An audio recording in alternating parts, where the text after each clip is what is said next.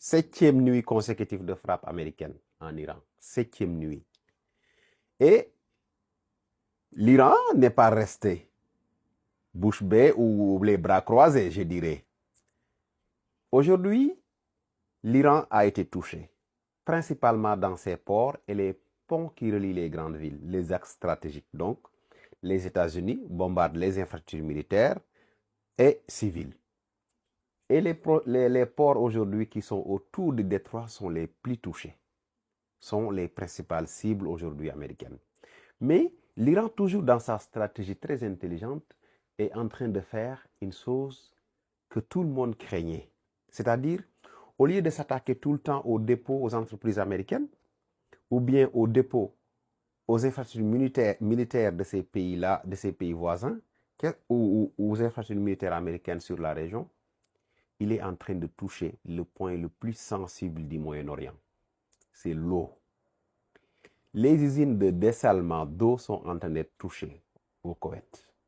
Et ça, il suffit de le toucher et de les imposer, de les obliger à changer d'attitude.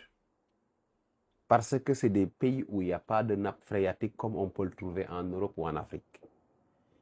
Quasiment plus de la moitié de leur eau vient aujourd'hui de ces usines de dessalement. Si vous touchez à ça, le lendemain, c'est la population de ces pays-là même qui va prendre en charge le combat. Parce que la population n'acceptera pas d'être sacrifiée pour plaire aux Américains. Et qu'est-ce qui va arriver? On va se retrouver avec une situation dans les pays limitrophes qui était espérée en Iran. C'est-à-dire que les Américains, au début, pensaient qu'avec des manipulations, des soulèvements, les services secrets, la CIA et tout, pourraient entraîner un soulèvement des Iraniens contre leurs dirigeants.